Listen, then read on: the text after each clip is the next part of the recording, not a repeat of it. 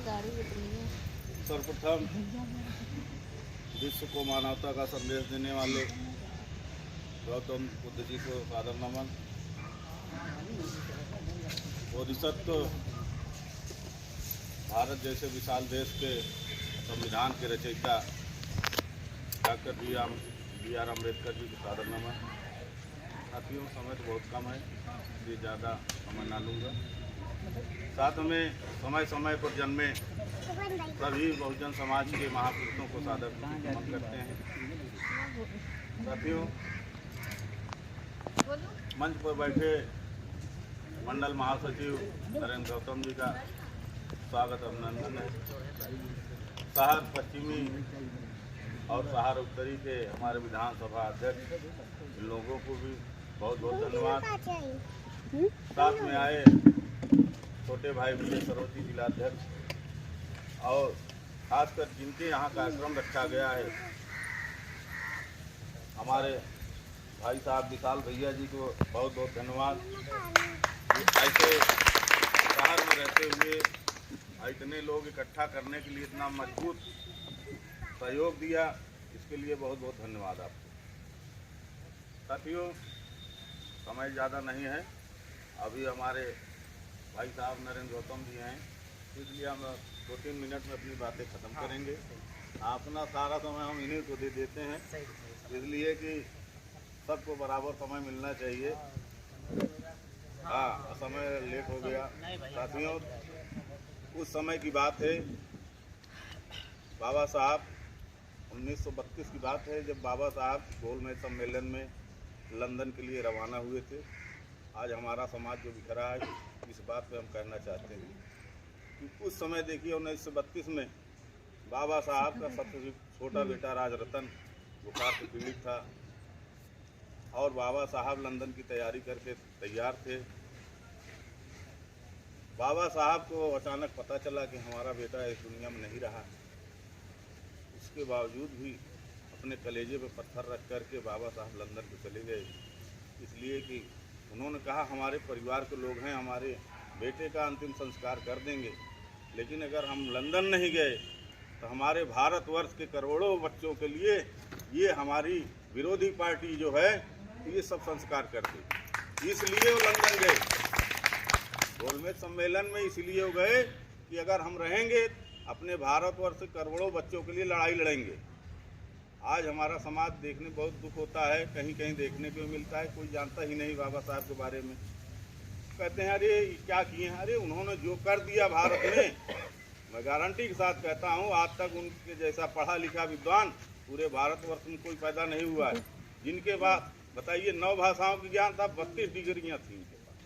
आज तो हमारे भाई 2-4 डिग्री अगर कर लेते हैं तो उन्हें भी बहुत ज़्यादा उनको हो जाता है घमंड कि हम बहुत पढ़े लिखे हैं। लेकिन वो महापुरुष थे हमारे कि जिन्होंने पूरे भारतवर्ष के महिलाओं के लिए, बहनों के लिए, भाइयों के लिए अपना पूरा परिवार न्यौछावर कर दिया। आप सब जानते हैं कि बाबा साहब इतने पढ़े लिखे विद्वान व्यक्ति होकर के भी चाहे जिस देश में जा कर के कहीं भी कोई नौकरी कर लेते, अपना परिवार चला लेते, बढ़िया VIP रंग से रहते, क्या जरूरत थी संविधान लिखने की उनको। लेकिन उनको दर्द था, दर्द झेले थे, इसलिए वो पढ़ाई करके इतने दर्द झेले थे कि उनको स्कूल के अंदर शिक्षा नहीं मिलती थी, स्कूल के बाहर बैठाया जाता था। उनको प्यास लग जाती थी, उनको एक आदमी ऊपर से पानी डालते थे, तब जाके इतनी मेहनत करके वो शिक्षा हासिल किए। और शिक्षा हासिल करने के बाद देश हमारा आज़ाद हुआ 1947 में। उस समय हमारे देश की जनसंख्या मात्र 30 करोड़ थी, लेकिन हमारे भारत देश में देवी देवता कितने थे? 33 करोड़, 3 करोड़ प्लस थे। लेकिन उसके बाद भी हमारे उस महामानव ने अकेले दम पर विरोध किया था, पूरे देवी देवताओं का विरोध किया था। मनुस्मृति की प्रतियां उन्होंने उस समय जलाई थी। हम उनको बार बार नमन करते हैं कि हमारे लिए, हमारे माताओं बहनों के लिए उन्होंने अपना पूरा सर्वस्व न्यौछावर कर दिया। साथियों, राजनीति है, राजनीति में एक दूसरे को गाली देता है, बुरा भला कहता है, लेकिन हम लोग उस टिप्पणी पर नहीं जाएंगे। अभी वर्तमान सरकार की बात जहां देखी जाए, अभी हाल की बात देखिए, सोशल मीडिया पे हमारी बहनों को, 2 बहनों को ऐसा नंगा नाच नचाया गया कि हम लोग देखने में शर्म खा जाते हैं। पत्थर कलेजा हमारा पिघल जाता है देखने में कि बताइए कि हमारे देश का दुर्भाग्य है। ऐसे देश के प्रधानमंत्री हम बना दिए हैं कि हमारा देश डूबने की ओर चला गया। हमारा देश गर्द में डूबने जा रहा है। अगर ये 5 साल फिर प्रधानमंत्री बन गए तो एक एक आदमी के हाथ में न कटोरा पकड़ा दिए, तब हमसे कहिएगा आप सब। बताइए, ये समय था कि हम लोग इनको वोट देकर प्रधानमंत्री बनाएंगे, हमारे देश को मजबूती देंगे। लेकिन आज ये समय आ गया, जैसे अभी कहे ना भाई साहब कि चप्पल पहनने वालों को, हवाई चप्पल वालों को हवाई जहाज की सैर कराएंगे। आज क्या हो गया, चप्पल गायब हो गया, पैदल भी चल नहीं पा रहे हैं आदमी। साथियों, ये सब बातों पर ध्यान देकर भाई चंद्रशेखर आजाद जी ने ऐसा बीड़ा उठाया, इसीलिए संघर्ष कर रहे हैं हमारे बहुजन समाज को एक करने के लिए। देखिए, मंत्री, मिनिस्टर, विधायक बनने के लिए कोई भी बन सकता है, किसी भी पार्टी में जाकर के बन सकता है। अगर वो चाहते कि हमको सांसद बनना है, एमएलए एमपी बनना है, किसी पार्टी में जाकर घुस जाते हो, बन जाते। आज वो काफिला जो लाल बत्ती लेकर चलते, लेकिन नहीं, उनका मेन सिद्धांत है, जैसे बहुजन समाज को माननीय काशीराम ने इकट्ठा करके 85% को सत्ता सौंपी थी, वही रास्ते पे चल करके भाई चंद्रशेखर आजाद जी पूरे बहुजन मूवमेंट को इकट्ठा कर रहे हैं। इकट्ठा करने का मतलब ये है कि जब हम एससी ओबीसी माइनॉरिटी इकट्ठा नहीं होंगे तब तक हमारी सरकार बनेगी नहीं। हम 85% 85 राह में हैं। कोई किसी पार्टी का है, कोई किसी पार्टी का है, कोई किसी पार्टी का, हम नाम करके किसी का नहीं लेंगे।